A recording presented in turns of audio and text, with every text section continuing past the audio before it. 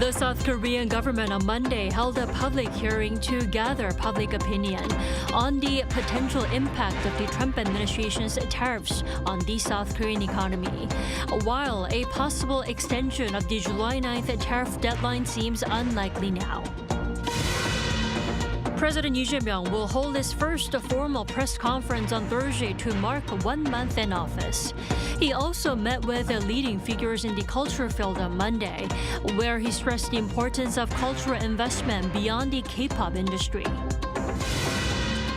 The season's first heat wave advisory has been issued here in Seoul as of noon on Monday, just a day after the capital city experienced its first tropical night of the season. President Lee invited leading cultural figures to his office today to hear their voices on ways to support them and promote Korea as a global cultural powerhouse. There, he also called for the need to significantly expand support for artists.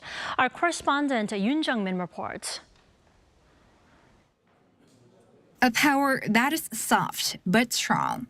The message was prominent as President Lee Jae-myung hosted leading figures in the cultural sector at the presidential office on Monday, given the impact of culture on the economy and beyond borders. 폭삭 속았수다를 보면서 이거를 하나의 산업으로 키워서 대한민국이 전 세계에 이렇게 딱 드러날 수 있는 결정적인 계기가 될 수도 있겠다 이 생각이 그때 들었습니다. 전 세계로 좀 진출해서 대한민국의 문화적 영향력을 키우면 우리가 세계적인 강국으로 선도국가. For that, he urged the need to significantly increase investment and support for the culture industry. Along with First Lady Kim Hae-kyung, among those invited were musical writer Park Chun-hyu, who wrote a Tony Award-winning Maybe Happy Ending, renowned soprano Cho Soo-mi, and 16-year-old ballerina Park Yun-jae. Also present were Kim Won-seok, director of the Netflix hit drama When Life Gives You Tangerines, and Heo Ga-young, who recently won first prize in the La Cinef section at the Cannes for her short film First Summer.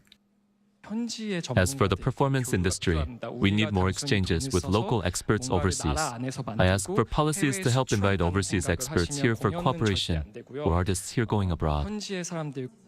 The roundtable focused on hearing from artists themselves, as the president often emphasizes the need to listen to voices on the ground to devise tailored policies from their point of view, though he did pitch his suggestion based on his administrative experience as a governor.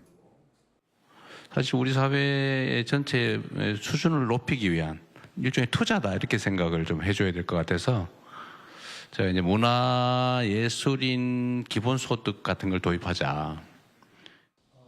This is in line with Lee's pledges in his inaugural speech when he vowed to make Korea one of the top 5 cultural powerhouses in the world, as he quoted a famous phrase by independence activist Kim Gu, who wished for the power of a high culture. The meeting took place amid growing recognition of Korean culture on the global stage. What lies ahead is how to materialize what's been discussed to actually support artists. Yoon Jung-min, Arirang News. President Lee Jae-myung will hold his first press conference on Thursday to mark 1 month in office. According to presidential spokesperson Kang Yoo-jung, the event will be held as a town hall meeting for closer communication with more reporters. The Q&A sessions will cover key issues, including the economy, politics, diplomacy, and culture. While former presidents typically held their first press conferences around the 100-day mark, Kang said Thursday's event was scheduled earlier to explain the new administration's policy direction and priorities as it began without a transition committee. It'll start at 10 a.m., though the venue has yet to be announced. Seoul says North Korea's recent communication with the United Nations command is a meaningful sign, marking the first direct contact in 8 months. According to the South Korean military, North Korea last week notified the UNC of its plans to resume construction near the demilitarized zone using the inter-Korean military hotline known as the Pink Phone. The UNC plays a central role in maintaining security and stability around the inter-Korean border. Seoul's Joint Chief of Staff says over 1,000 North Korean troops have been mobilized daily since late last week. And South Korea is watching and will respond firmly to any violations of the military demarcation line. While it's unclear what Pyongyang's intentions are, Seoul says the communication itself is significant, as the North has previously rejected dialogue and moved unilaterally.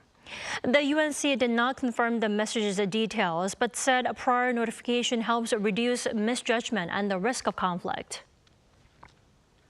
South Korea's industrial production and facility investment fell for the second straight month in May. The government believes the figures will pick up once the supplementary budget takes effect on the local economy in the second half of the year. Our Moon Ji-young explains. South Korea's industrial output and facility investment both declined in May from the previous month, while retail sales remained flat. According to Statistics Korea on Monday, industrial production declined by 1.1% a month in May, continuing its downward trend for a second month. This was largely driven by contraction in the mining and manufacturing sectors, which are the backbone of the economy. Mining and manufacturing production fell 2.9% month-on-month, with gains in primary metals and petroleum refining offset by drops in pharmaceuticals and metal processing.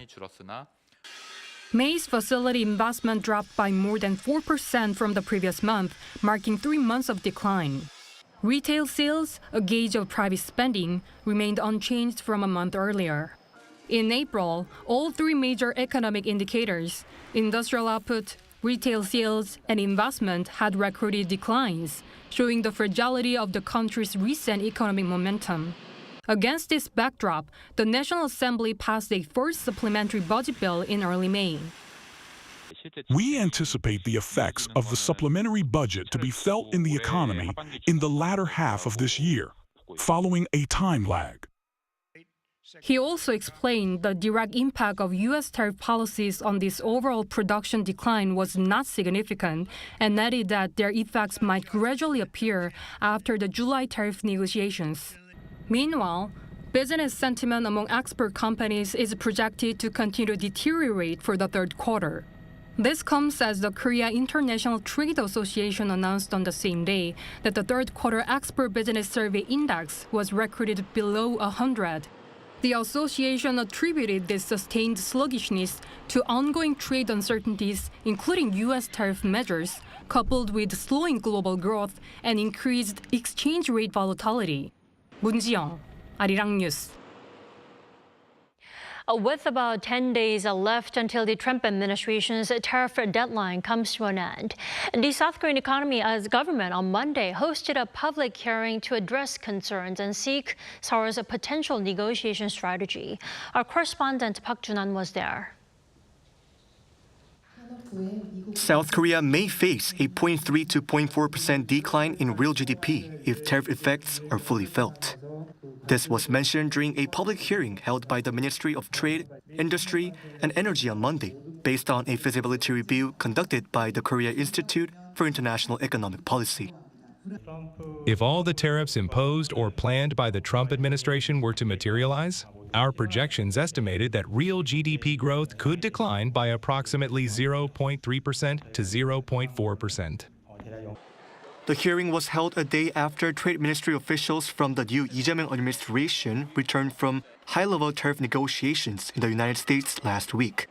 The talks involved 6 areas of trade between South Korea and the U.S., namely balanced trade, non-tariff measures, economic security, digital trade, country of origin, and commercial considerations.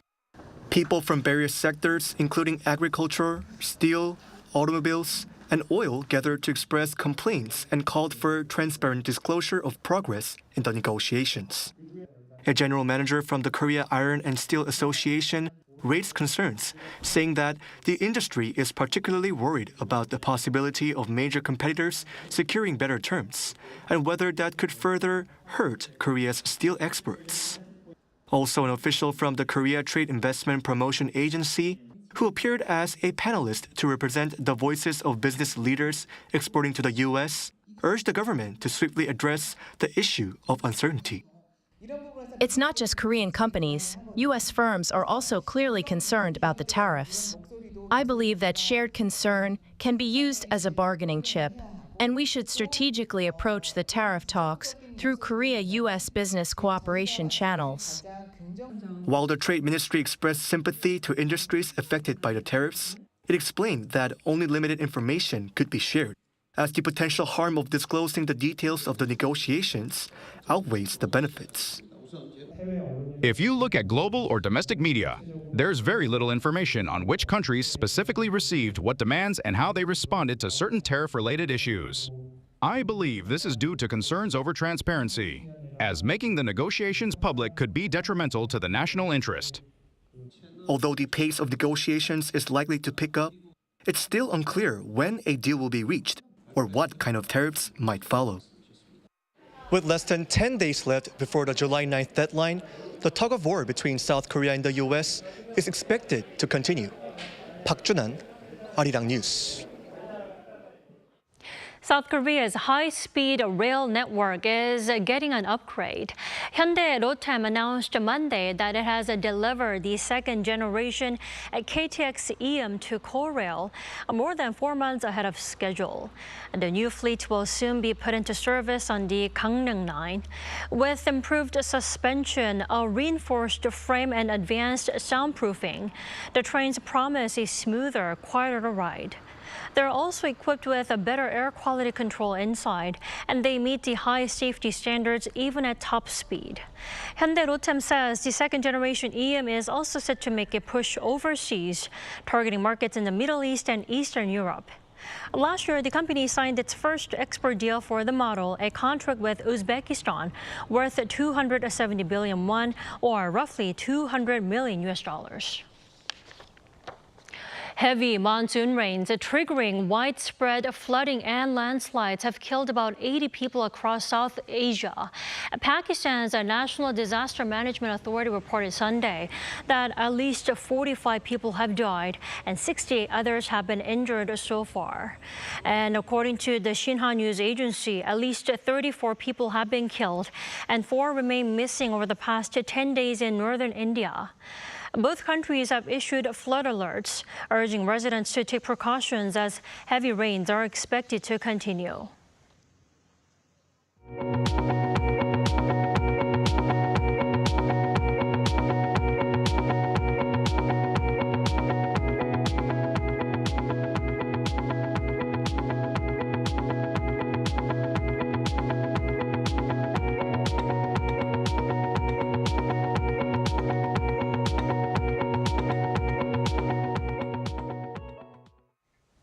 Over in Turkey, a special exhibition is taking place by a group of South Korean artists whose works are proof that developmental disabilities do not hinder creative ability. Our Choi Soo-hyung has their story. A hot air balloon floats gently on a small canvas showing the beauty of Cappadocia Turkey. Flowers recreated with Korean colors and lines also catch the eye. All of these works are made using tape. Artist Park Tae-han visited Turkey in 2017, and ever since he has dreamed of going back to hold an exhibition there. He rode a hot air balloon and sailed on a cruise ship in Turkey, which left a strong impression. After returning to Korea, he made many related artworks and has always dreamed of exhibiting them. Since June 16th, a special exhibition has been held at the Korean Cultural Center in Ankara, Turkey, featuring work from Art World Korea by 9 artists with developmental disabilities, including Park and Chong Don. More than 40 pieces of art grabbed the attention of visitors with their bold colors and unique perspectives. I thought many Korean residents would come, but many locals visited instead. They listened carefully to the stories behind each artwork, asked questions, and showed their respect. Our artists felt very happy, and I was truly proud. We thought it would be meaningful to share Korean culture through pure and unique perspectives. By introducing artworks about Turkey seen through Korean eyes, we also hope to highlight the strong friendship between Korea and Turkey. Over the past 10 years of their artistic journey, the artists' disabilities have become a driving force for their art, not a limitation. People with developmental disabilities often have sensitive hearing or vision, giving them a unique view of the world. With strong intuition and focus, it feels like the picture is already complete in their mind, and they simply transfer it onto the canvas. There were many doubts and stereotypes about how people with developmental disabilities could create such artwork. One tough prejudice is people doubting that artists with developmental disabilities truly created the artwork themselves. It's a hurtful misunderstanding. From planning the exhibition to setting up the artwork, the parents do everything except create the pieces themselves. But the parents of Art World Korea say they want the world to recognize these works as those of true artists. An exhibition without borders in Turkey runs until July 25th. Choi-Hyung, Arirang News. Time now for the final installment in our series of stories to mark the 60th year of denormalization of Seoul-Tokyo ties. After Korean dramas, literature, and food, it's K-pop that's been at the heart of the two countries' relations and which continues to promise a brighter future for them. Our An Sung-jin has more. 11-year-old Hanae has a big dream: to become a K-pop idol. From Twice to her favorite artist Tomorrow by Together, the idol wannabe's dance practices continue day and night. Her journey began when she was an infant.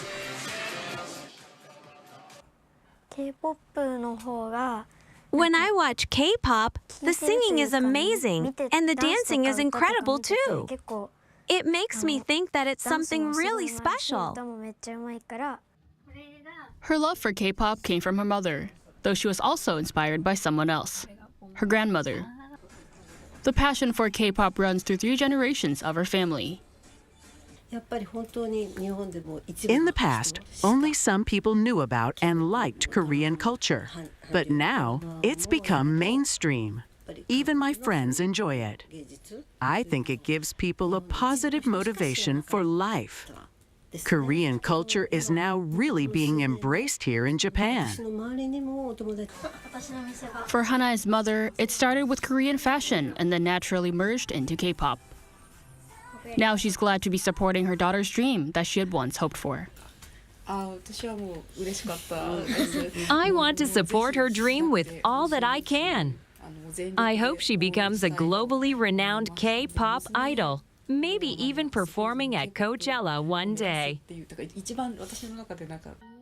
For Hanae, this means a lot of effort, whether it be learning Korean or enhancing her dance skills. I'm working hard on my singing and dancing until I can be truly satisfied with it myself. I want to meet K-pop idols up close and not only debut in Korea, but also ultimately launch a global career. But it's not just Hanae who has this ambitious aspiration. Students at this dance studio are also a part of a rising wave of Japanese teens captivated by K-pop who practice for hours every day. The studio has more than 1,000 registered students and offers classes for all different levels. We've been seeing a steady increase in students over the past 7 or 8 years, but I think that number will only grow. Until recently, most students have been high schoolers, but now we're seeing a lot more kids from elementary school or those who are in their 20s as well. It's the K-pop performance for me, and how K-pop idols really try hard and put in a lot of effort. Kurumi has already crossed that threshold. She debuted only around a month ago as a K-pop idol in Korea and said that her dream since elementary school had come true. It still doesn't feel real, but as we've been appearing on music shows more often these days, it's starting to sink in more and more. I hope to perform in Japan, my home country, sometime in the future. But the phenomenon of K-pop is flowing in both directions. N-Team is a successful example of K-culture localization and draws fans from all over the world. We just made the plans full steam. We booked a flight, we booked a hotel, and we were on our way. I think it's because the members are like so diverse. A lot of them are like multilingual. I had been learning Korean, but I stopped for a while. After I started liking N-Team, I picked it up again. These journeys represent not only what many young hopefuls see as success, but it also signifies a cultural crossover as K-pop continues to transcend borders, languages, and generations. This next wave of idols are gearing up for their dream, one step and one beat at a time. An Sung-jin, Arirang News, Tokyo.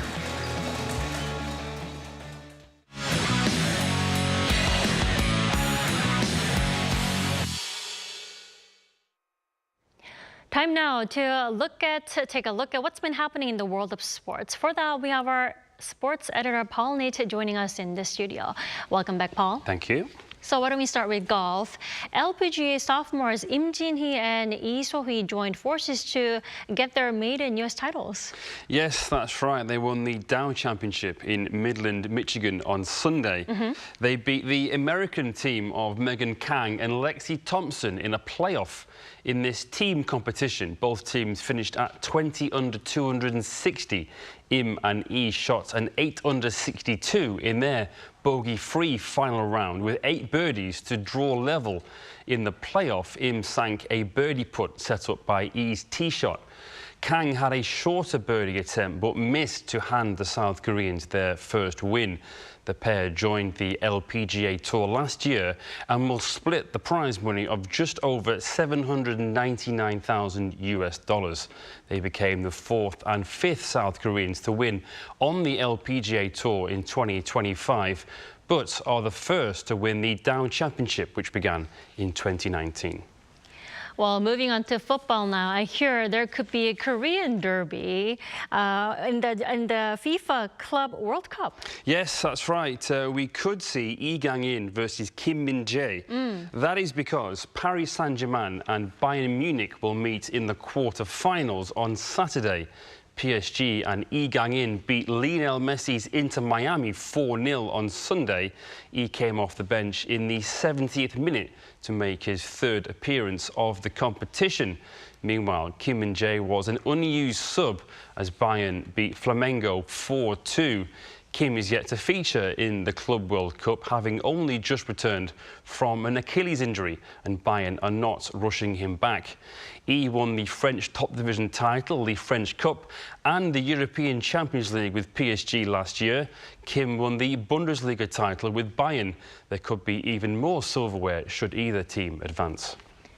Paul, we have to talk about K-League. It looks like Jeonbuk are back at their best. Yes, right. At the weekend, they went 10 points clear at the top of K-League 1. In round 21 on Friday, Jeonbuk Hyundai Motors beat Gimcheon Sangmu 2-1 thanks to a brace from Italian striker Andrea Compagno. This, along with Daejeon in second place, drawing 1-1 at home to Jeju SK, meant Jeonbuk's lead was extended from 8 points to 10. This is quite the turnaround from last year, when the Green Warriors finished 10th and had to go through the relegation playoffs. Led by Uruguayan manager Gus Poyet, Jeonbuk are on a run of 17 matches unbeaten and are seeking a first K-League 1 title since 2021. Reigning champions Ulsan have slipped to 7th but have 2 games in hand, having been away in the US for the Club World Cup. Paul, last but not least to baseball. It seems highly likely we'll have another star in MLB next year. That could well be the case because Keum Heroes infielder Song Sung-moon is in high demand, it seems. According to Yonhap News, scouts from 4 MLB clubs came to watch his most recent matches. The New York Yankees, the Chicago Cubs, the Seattle Mariners and the San Diego Padres are all reported to be interested in his services and have sent scouts to watch him over the past week. Song has previously said that he wasn't too keen on a move to MLB, but also said recently that he spoke to current MLB star Kim Ha-sung, who gave him some encouragement. He says he will weigh up his options at the end of the year if he's had a good season and if there are clubs interested. Something to keep tabs on. Paul, thank you so much for coming in today. I'll see you back here next Monday. Thank you. Yes, see you.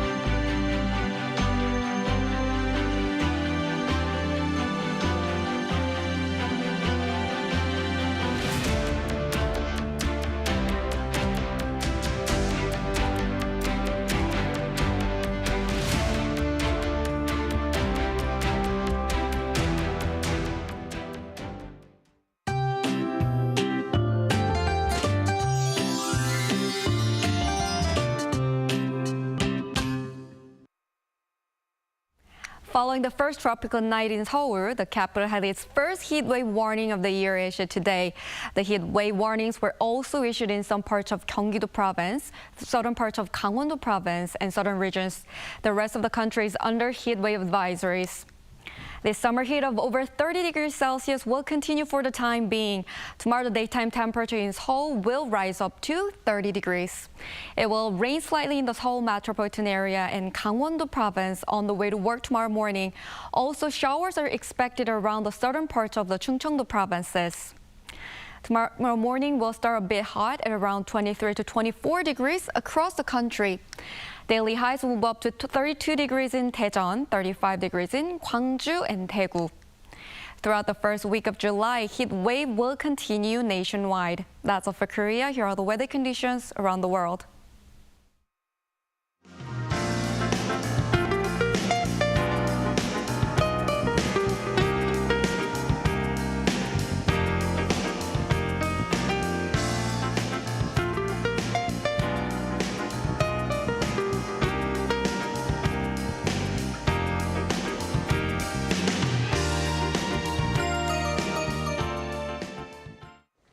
That is all we have for tonight. I'm Kim Dami. For all of us here at Arirang, thanks for watching and good night.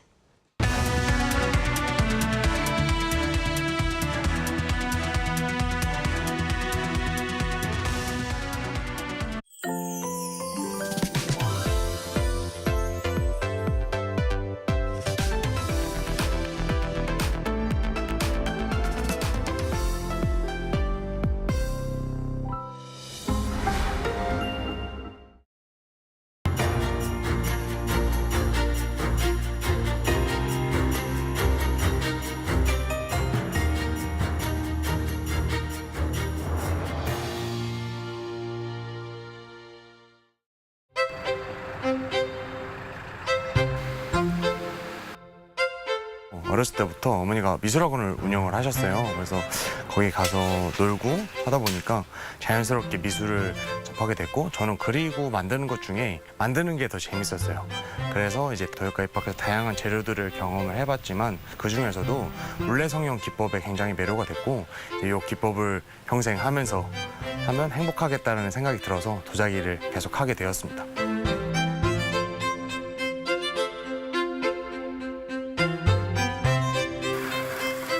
작업하시는 분들은 다들 공감을 하시겠지만 사실 정답이 없잖아요. 그래서 항상 불안하고 제가 제대로 된 길을 가고 있는지에 대한 이런 마음이 엄청 큰데 프란치라는 좀 어떻게 보면 저한테는 되게 큰 상이었거든요.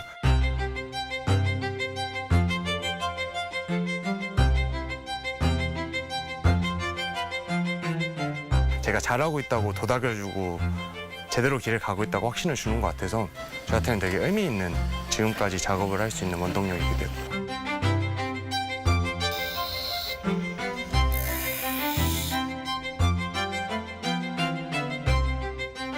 저는 옛날에 기 형태들을 많이 참고하는 편인 것 같고요. 엄청나게 섬세한 기법들을 통해서 장식이 되어 있거든요. 저는 그런 장식들을 일부분씩 뜯어와서 그걸 제만의 방식대로 입체화시킵니다.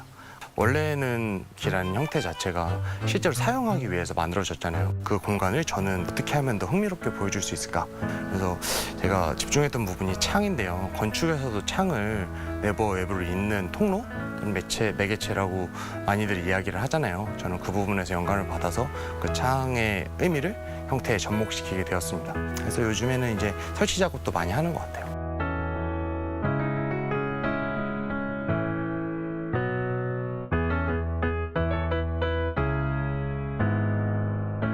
보통은 컵 같은 경우는 최종 완성까지 한 3주에서 4주 정도 소요가 되고요. 큰 작업 같은 경우는 한 3달까지도 걸리는 작업들도 있는 것 같아요. 저 같은 경우는 창같이 복잡한 패턴들을 함께 구성을 하다 보니까 정말 많이 갈라져요. 그래서 재벌 가마에 들어가 있을 때가 가장 긴장되는 순간인 것 같습니다.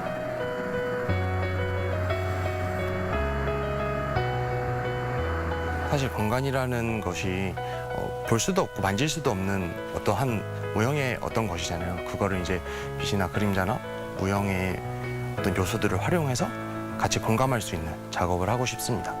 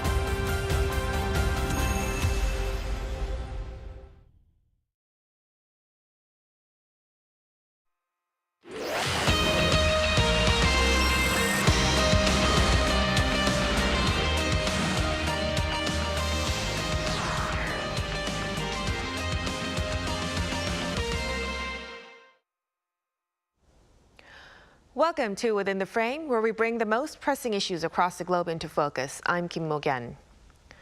Nearly a week has passed since Israel and Iran shocked the world by agreeing to a ceasefire, bringing a sudden, if fragile, halt to months of escalating conflict. While the guns have quieted, questions remain. How durable is this truce, and what were the real outcomes of the U.S.-led airstrikes on Iran's nuclear infrastructure? With President Trump pushing for a new nuclear agreement and Tehran pivoting eastward, turning to China and suspending oversight by global watchdogs, the Middle East is entering uncharted diplomatic territory. And adding to that, Trump's vow to tackle North Korea next and talk of a Gaza ceasefire within days, and the global security picture grows even more complex. So as power dynamics shift and regional players multiply, we ask, is this the start of lasting peace or just a pause before the next storm? For a deeper discussion on this matter, we connect to Pan Gil-ju, Assistant Professor at Korea National Diplomatic Academy, with us. Welcome to the program. Thanks for having me. And also joining us from Utah is Austin Nuppy, Assistant Professor of Political Science at Utah State University. Great to see you, Professor. Good evening. Thanks for having me. So let's start with Professor Bond with the status of the ceasefire itself. So it's been nearly a full week since Israel and Iran agreed to a truce. And at this point, would you say that the ceasefire is holding steady, Professor? Well, tactically it is, but politically it isn't. When it comes to a tactical aspect, the ceasefire seems to be holding effectively in the sense that each party, Israel and Iran, restrains additional military strikes against its opponent. Likewise, holding the ceasefire to this day is seen as effective, particularly when considering that their strikes were so intense for 12 days. However, the ceasefire is unstable politically and strategically in the sense that the ultimate differences between Israel and Iran have not been addressed. Israel used to originally set up a goal of a regime change in Iran, but had to downgrade this goal to the damage of Iran's nuclear facility in order to align with the United States.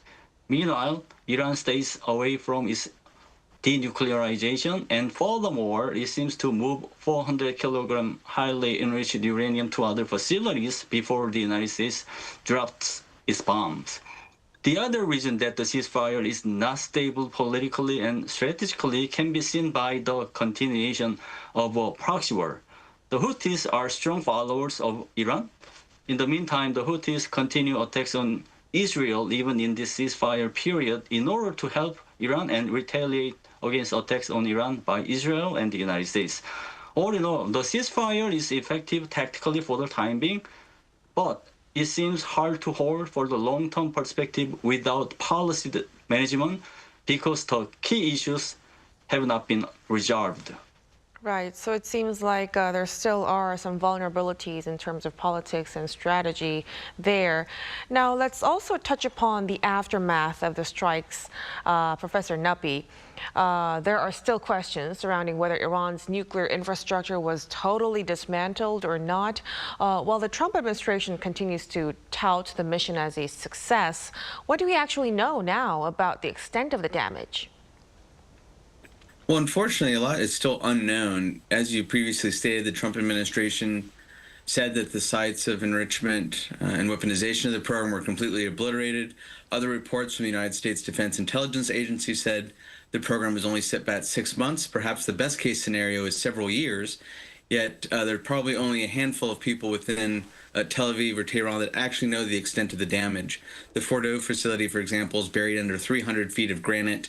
We saw through aerial surveillance photography initial craters where the tunnels and the entrance are, but we don't know the extent of the damage underground. As Professor Ju also mentioned, the 400 kilograms of highly enriched uranium have also been moved from those facilities prior to the strike.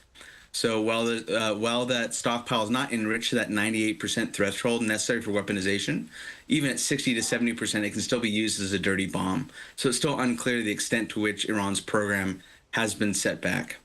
Right, so we still aren't really sure how much of a damage it has made. Now, let's move on to Iran's internal response then. Tehran's parliament recently passed a resolution to halt cooperation with the IAEA, which is a move that signals its intent to step outside of international oversight. Professor Bond, do you think this could mean Iran is trying to conceal and resume its nuclear development? I do believe that Iran is most likely to resume its nuclear program, but do it in a different way. From the viewpoint of Iran, it is pretty certain that it has failed to achieve the goal of a nuclear program, particularly when it is compared with North Korea's nuclear program. As opposed to Iran, North Korea has never been targeted militarily. Moreover, unlike Iran, North Korea has already been armed with around 50 nuclear weapons. As of right now, Iran could start thinking of scenarios other than the current way of becoming nuclearized. One of the possible scenarios could be the North Korean model, as you mentioned earlier. In particular, Iran could be motivated to follow the North Korean model in a situation where the Kim regime is successful in its nuclear program. And furthermore, Iran could be helped by North Korea thanks to the ties between the Khamenei regime and the Kim regime. If so, we need to take a look at what the North Korean model looks like. I would say that it is composed of the two factors: staying away from the NPT, non-proliferation treaty regime, and making strategic partners. First of all, Iran seems to facilitate this nuclear program outside of the NPT regime. Iran's recent decision to suspend cooperation with the IAEA is a sign that it will stay away from the NPT regime. The second factor is for Iran to make strategic partners similar to North Korea. North Korea has been supported by strong powers like China and Russia in the process of becoming nuclearized. So Iran is most likely to consolidate its relationship with powerful countries under the League of Autocracy so that this nuclear program will be safeguarded by them directly or indirectly. Right, so it seems like a very big concern how Iran's taking the steps of the so-called North Korean model. We'll have to see how it goes moving forward. But now let's also touch upon the diplomatic front now. Professor Nabi, President Trump has announced plans to engage Iran in nuclear negotiations this week and is reportedly preparing incentives to encourage Tehran to come back to the table. Do you think we're on the verge of a potential new nuclear deal? Unfortunately not. It's hard to see what credible incentives the Americans could offer Tehran in terms of reassurance that if the regime in Tehran complies with the demands, that the United States will follow through and actually withhold using further military force. There could be some promise in the short term of relieving sanctions, opening up regional trade, removing certain Iranian leaders from OFAC, sanctioning lists, etc. But it's really hard to see how any deal, no matter how brilliantly crafted, would actually have credibility in terms of U.S. restraint to resume attacks, especially when the U.S. president is so prone to change his mind and change his rhetoric week by week when it comes to really important diplomatic negotiations. Right. Thank you for that. So following this ceasefire, Iran's defense minister made a very rare trip to China, asking Beijing to, help sustain peace with Israel. Professor Bond, in your view, do you think this marks a broader push by China to deepen its influence in the Middle East? Well, I believe so. To be more precise, I would say that the visit of Iran's defense minister to China has something to do with Beijing's intention regarding its influence. China is expected to maintain its influence in the Middle East by consolidating its ties with Iran, although it might not be able to expand its influence to the Middle East. Iran serves as an important country to China in the Middle East because its animosity toward the United States allows China to be its optimal and strategic partner, leading to the deepening ties between the two countries. Moreover, without the ties between the two countries, China makes it hard to maintain its influence in the Middle East. In this sense, if the Khamenei regime were to collapse through another strike by Israel or the United States, and then Iran were to become a pro-American country, China is most likely to significantly weaken its influence in the Middle East. This scenario is bad for China to seize the initiative of a hegemonic competition between China and the United States. In this sense, Beijing is eager to maintain the ceasefire because it is good for the Khamenei regime's survival, and thereby it will maintain its influence in the Middle East. Right. So any move by China right now could really, change the long-term equation moving forward. Now, let's also take a broader look. So now we're seeing regional power dynamics move away from U.S. dominance, with players like China, Qatar, and Saudi asserting a bigger role. Professor Nabi, how might this new multipolar order affect both the durability of the truce and also the prospects for nuclear talks? Yeah, that's an excellent question. We're seeing certainly a moment of transition in the balance of power within the Middle East. On the one hand, one would expect the Americans to continue a slow pivot toward Northeast Asia as it builds its alliance network, looking to contain the rise and competition with China. On the other, under the second Trump administration, we've seen continued U.S. involvement in the Middle East in terms of security force assistance to places like Egypt and certainly Israel. We've seen broader security cooperation between the Gulf states and Jordan and the U.S. And I think that President Trump is really looking in this second term to further U.S. Israeli-Saudi normalization as an effort to further contain Iran. And so it's certainly a moment of transition. At the same time, you see China furthering Belt and Road Initiative investment, hundreds of billions of U.S. dollars in places like Egypt and energy infrastructure elsewhere. The region, especially the Persian Gulf, is very, very important for China's economic development. So as we see continued U.S. security investment in the region, China is escalating its economic investment, its foreign direct investment through the Belt and Road project. Mm-hmm. So it's no longer just Washington calling the shots, and it really adds layers of complexity to the situation. But meanwhile, there are also concerns that, attention may soon shift to the Korean Peninsula right here. After recent gains in the Middle East, speculation is growing that President Trump may now focus on North Korea. Now, just this past Thursday, he said that he has a very good relationship with leader Kim Jong-un and intends to resolve tensions. Professor Bond, could we see renewed dialogue between Washington and Pyongyang? And what kind of reaction should we expect from North Korea? Well, I don't think that Pyongyang will positively respond to Washington, at least for the time being, because there's no reason for Pyongyang to hurry to the negotiation table from the viewpoint of North Korea. Unlike the first Trump administration, as of right now, the pie of the benefits that can be gained through negotiations is different between the United States and North Korea. The Trump administration believes that it can take advantage of its nuclear negotiations with the Kim regime to maximize its diplomatic achievements. But the Kim regime has different calculations.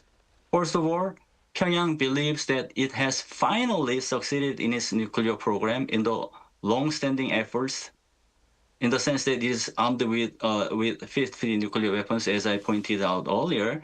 So there's no reason for North Korea to sit on the table with the United States and discuss this agenda. Second, Pyongyang believes that there is nothing that North Korea can gain from negotiations. One of the reasons why Kim Jong-un had summits with Trump previously in 2018 and 2019 is that he wanted Trump to lift sanctions against North Korea.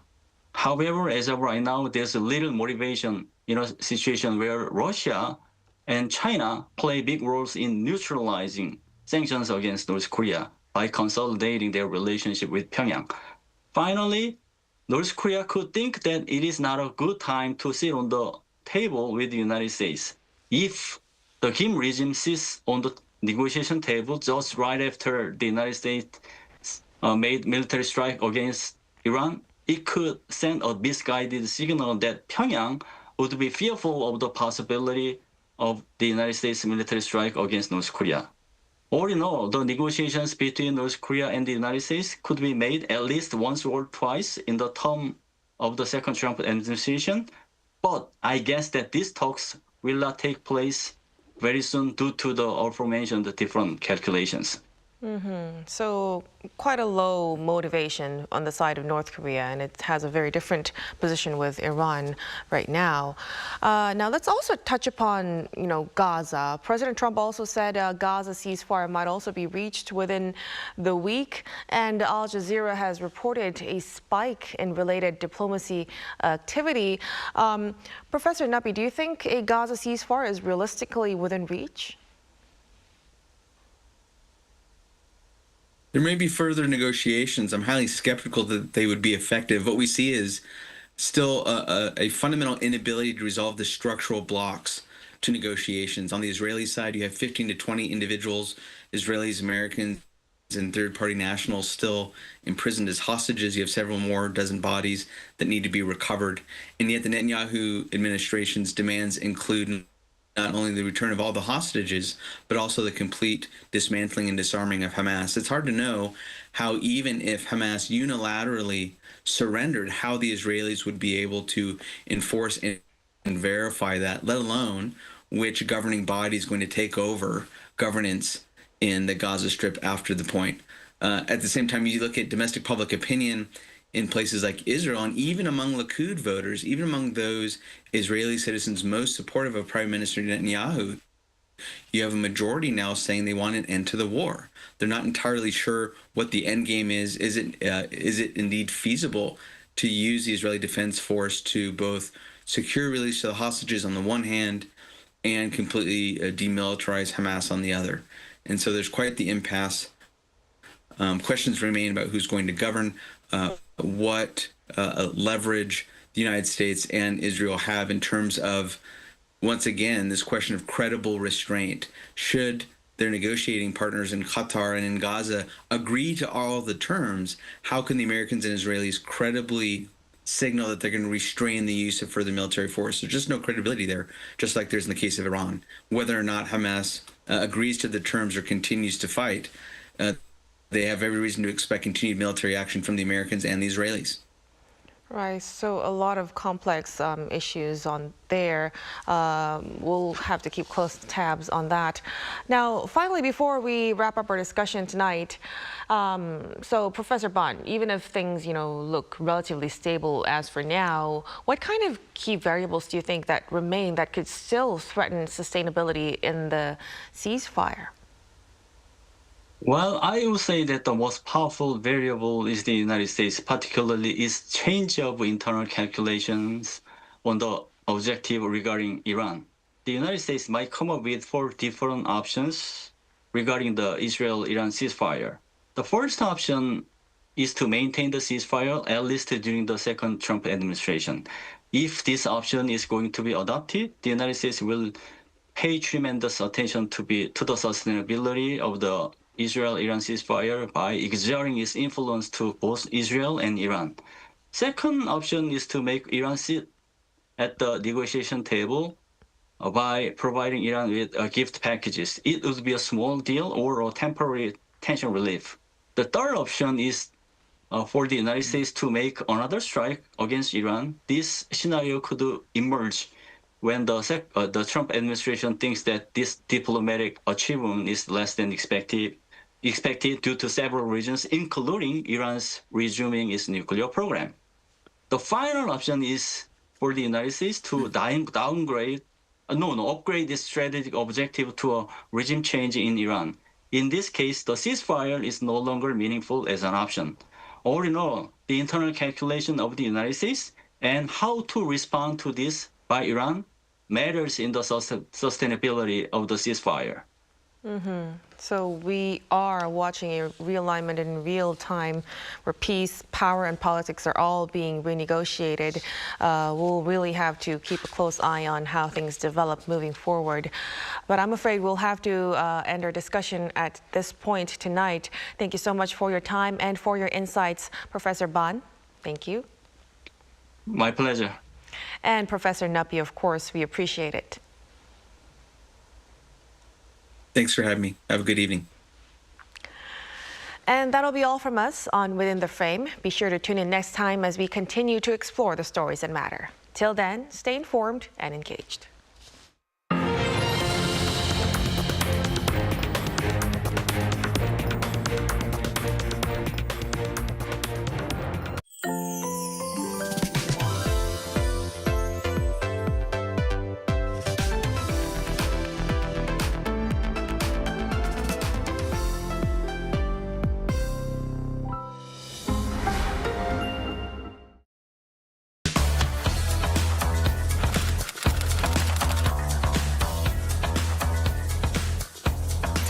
set the facts straight. Get Korea right. K-culture is sweeping the globe. K-pop, K-drama, K-movie, K-food, and even K-beauty. Korean cultural content is gaining more